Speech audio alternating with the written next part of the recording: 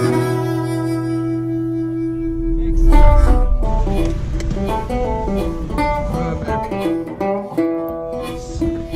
is kind of. What's up, dude? Your badge, but we do need to get you to get signed in. So just pull up right behind the truck, or pull up right in front of that tent. In front of the tent? Yeah. And Okay. then we'll do your paperwork real quick, get your wristband, and then. Cool, man.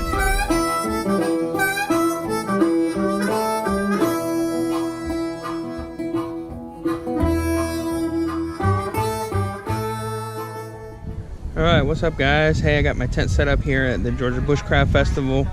They're making some announcements. It's kind of overcast here, but looking pretty good. About to go head to a trapping class, or a tracking class, so we'll see you there. Anything, put it down. You know, I want to know about the weather, the wind. I want to know what time it is. You know, how much, do you think it's going to rain? You know, anything. Just go ahead and put it on there. You'll be amazed at what we all come up with. So. The first activity we're doing, so the first class I'm at is tracking. We're going out in the woods and taking like 15 minutes to just look around and see what we notice, see what we can tell about our surroundings. So you have to look at what I call a corridor. I'm 6'2", 250 pounds. You've got to look at the entire span of me when you're looking for an animal.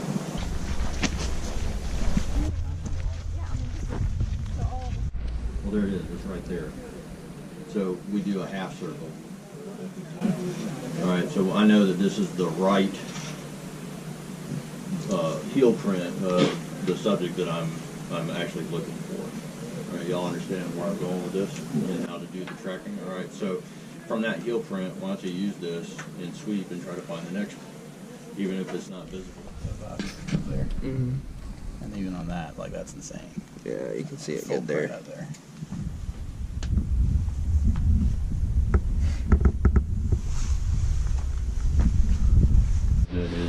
It always takes the brunt of their weight every single time, and so their shoe is scuffed, and it'll leave a blank spot on the heel. Or like she was saying, an injury. You know, maybe they take a stutter step, you know, where they've got a cane or. Okay, as far as drawing the actual track. But we could also check my stride as well to see where the next print is, because we see one there, right there in the mud. I don't know if y'all can see it or not, but yep.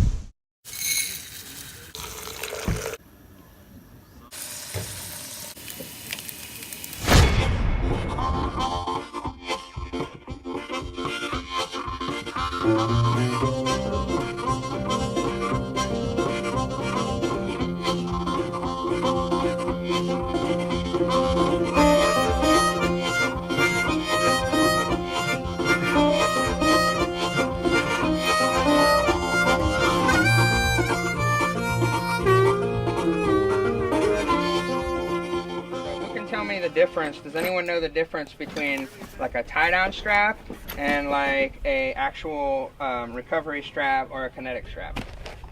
Oh, sweet. The kinetic strap will take it. You go to the end of it and you'll keep pulling. Mm-hmm. Yep. Right? So, which is really cool when you're stuck in the mud. Mm-hmm. And you just don't keep pulling somebody out like when you're other ones. Mm-hmm. Yep. So it's really about stretch. So if you look at this strap here, you'll be able to tell that you have a tie-down strap from two reasons. So you have the metal hook on the end, and then you also have zero elasticity. That's because it's meant to tie down a static load and hold that load to something. For example, if you get your truck towed, they're going to use this sort of strap or chain to hold your vehicle down, because it doesn't have any give in it, and you definitely, when it's on the back of the truck, you don't want to have any give in it.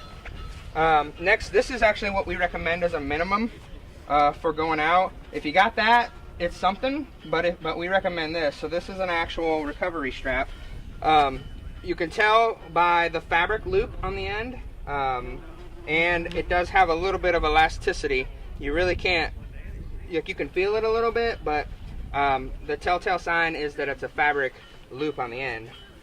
And then like you were saying earlier, you have the kinetic strap. So the kinetic strap has got a lot of elasticity, And the design of this strap is intended for a snatch pull.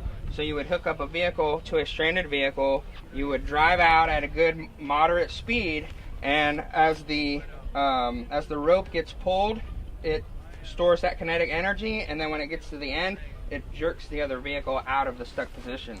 All right, so traction boards. We were talking about this earlier, but this is probably one of the most used recovery things that we carry.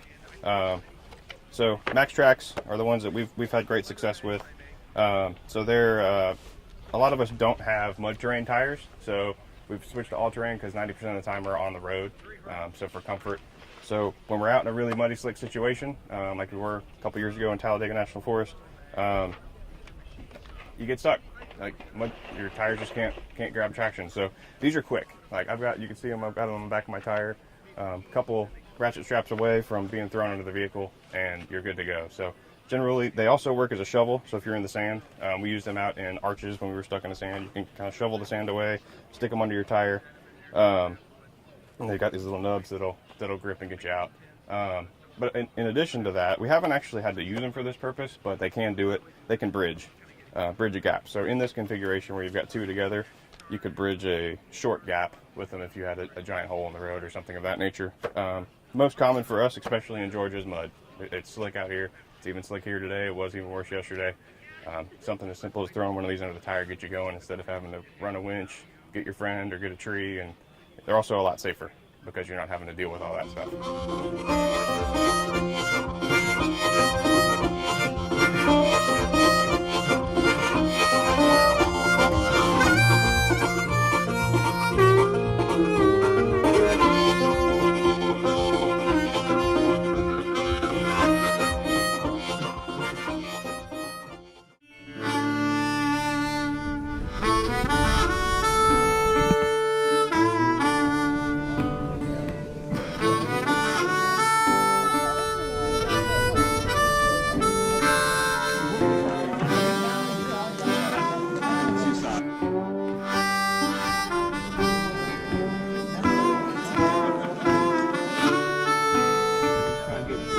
So you can already do it on the side where it's open.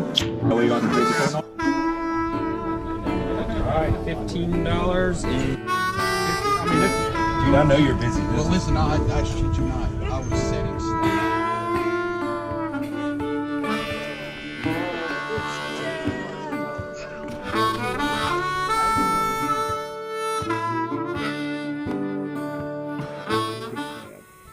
So for me to leave all those at home and pull a brand new, very stiff tab out of the bag and shoot it,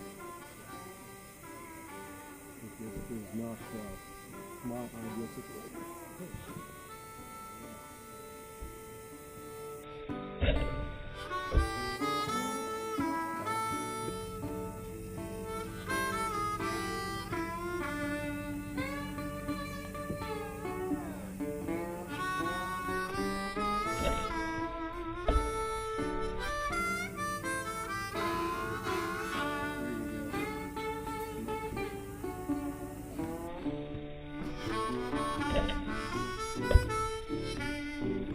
Yes, in the red, very nice.